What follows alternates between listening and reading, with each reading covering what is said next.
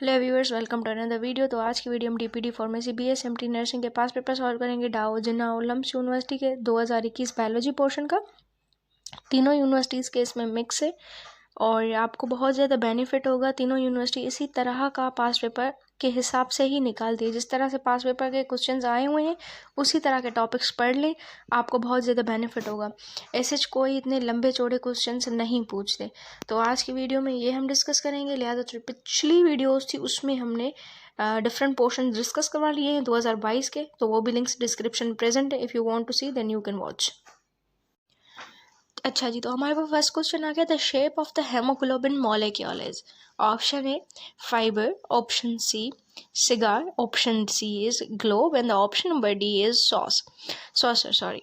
तो जो शेप होता है ना हेमोग्लोबिन का, वो ग्लोब लाइक होता है, मतलब थोड़ा सा गोल होता है।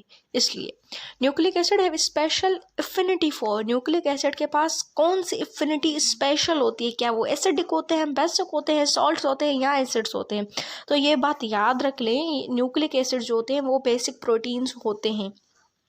ओके हो गया जी, तो बी इज करेक्ट ऑप्शन। चलते हैं नेक्स्ट क्वेश्चन की जाने। The most important group of protein which are biologically active. Option A hormones, option B antibodies, option C is enzymes and option number D is antigens. तो mostly जो important group है ना, as usual अगर हम proteins की बात करें तो वो एंजाइम्स होते हैं। बायोलॉजिकल कैटलिस्ट भी हम इनको बोलते हैं। ये भी एमसीक्यू पॉइंट ऑफ व्यू से इंपॉर्टेंट है। The core of porphyrin contains 4 atoms of. देखें, एक पैराफेरॉन रिंग है, उसमें 4 एटम्स हैं।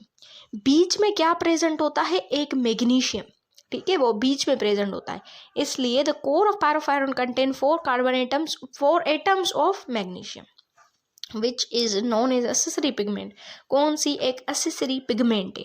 Option A chlorophyll B, most important question है। Option B carotene, option C is xanthophyll and option number D is all. तो जो डी ऑप्शन है वो करेक्ट बनेगा। क्लोरोफिल बी हो गया, कैरोटीन हो गया या ज़ैंथोफिल हो गया, ये चारों जो है ना ये तीनों एसेसरी पिगमेंट्स हैं। One of the following is not included in basic parts of the cell. Nucleus, cytoplasm, cell membrane and option number D is cell wall. तो कौन सा एसेंशियल नहीं है, इतना इंक्लूड नहीं किया जाता, तो वो है सेल वॉल, क्योंकि ये प्लांट्स के पास होती है, ये एनिमल्स के पास नहीं होती। इसलिए the concept of cell drinking refers to. Cell का पीने वाला अंदाज, उसको हम क्या बोलते हैं? तो भाई उसको हम बोलते हैं पिनोसाइटोसिस। अच्छा, अगर हमने उसको पिनोसाइटोसिस बोल दिया तो कोई सेल ईटिंग प्रोसेस भी होगा, तो उसको हम बोलते हैं फेगोसाइटोसिस। सिंपल सादा सादा से क्वेश्चन से जस्ट इनको मेमोराइज कर लें। You have to do this. Okay हो गया जी। अच्छा, ये हो गया क्वेश्चन हमारा। Question number 7। Now question number 8। Self destruction of cells due to the lysosome is called. Self destruction cells की किस तरह से होती है? डिस्ट्रक्शन नहीं बोल रहा, ध्यान दीजिएगा। सेल्फ डिस्ट्रक्शन, खुद को ही डिस्ट्रक्ट करना, खुद को ही मारना, तो उसको हम बोलते हैं ऑटोफेगी। जो खुद को ही खा ले उसको बोलते हैं ऑटोफेगी। तो बी इज करेक्ट ऑप्शन।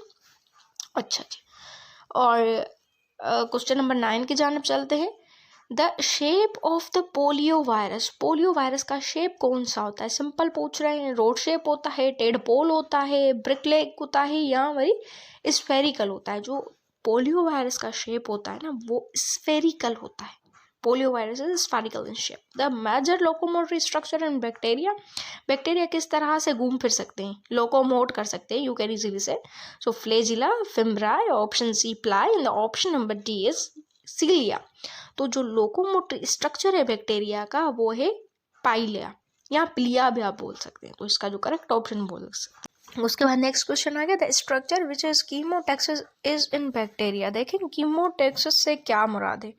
वो बैक्टीरिया जो केमिकल्स की तरफ अट्रैक्ट हों उनको हम क्या बोलते हैं? कीमोटैक्सिस। तो फ्लेजिलाई वो स्ट्रक्चर होते हैं जो कीमोटैक्सिस करवाते हैं बैक्टीरियाज में। तो इसलिए हमारा जो करेक्ट ऑप्शन बन गया यहाँ पे वो ऑप्शन नंबर डी बन गया। Question number 12। Source of the carbon dioxide in water is. Water का मतलब वाटर में कार्बन डाइऑक्साइड का क्या रोल है, ऐसा ही बोल सकते हैं। क्या वो डिजोल्व करता है कार्बन डाइऑक्साइड टू कार्बोनेट्स या डी? तो देखें, ये तीनों जो चीज़ें हैं ना, ये सोर्स हैं कार्बन डाइऑक्साइड की पानी में। अगर ये ना हो ना तो ये सब जो कार्बन डाइऑक्साइड फीचर है ना ये गलत हो जाएंगे, तो इसलिए हमारा डी ऑप्शन करेक्ट बनेगा। Animals obtain carbohydrate mainly from, animals कहाँ से कार्बोहाइड्रेट्स मेनली ऑब्टेन करते हैं, क्या ग्लूकोज से, स्टार्च से, सक्रोज से या ग्लाइकोजन से, तो वो ऑब्टेन करते हैं स्टार्च से। तो इसका जो करेक्ट ऑप्शन बनेगा वो ऑप्शन नंबर बी बनेगा। ओके जी, चलते हैं नेक्स्ट क्वेश्चन की जानिब और देखते हैं कौन सा क्वेश्चन पास पेपर्स में आया हुआ है। What is the percentage of lipids in bacterial cell per total cell weight. ये परसेंटेज ना थोड़ी थोड़ी याद कर लीजिएगा, किस किस की, प्रोटीन्स की, लिपिड्स की और कार्बोहाइड्रेट्स की। तो इसका जो करेक्ट ऑप्शन बनेगा वो ऑप्शन नंबर सी बनेगा। डीएनए और आरएनए की भी याद कर लीजिएगा, ये भी क्वेश्चंस पास्ट में आए हुए हैं, नेक्स्ट वीडियोस में शायद आपको मिल जाए कहीं पे। Hormones are mostly composed of, hormones किस तरह से कंपोज किए जाते हैं, अमाइनो एसिड से, फैटी एसिड से, ऑप्शन सी न्यूक्लिक एसिड से and option number D is allergen से। तो ये आपका टास्क है, आप कमेंट सेक्शन में बताएं कि कौन सा करेक्ट ऑप्शन है। लिहाजा जो पिछली वीडियोस में मैंने टास्क दिया था बहुत सारे बच्चों ने कमेंट सेक्शन में बता दिया है आंसर, तो बहुत सारों ने सही बताया है, ऑलमोस्ट सब ने सही बताया है, तो ये भी आप बताएं। फिर उसके बाद मैं खुद ही बता दूंगी आपको कि कौन सा ऑप्शन करेक्ट बनेगा। अगर आपको एसी डीपीडी फॉर्मेसी बीएसएमटी नर्सिंग के पास पेपर चाहिए तो कमेंट सेक्शन में बताएं, दूसरी वीडियो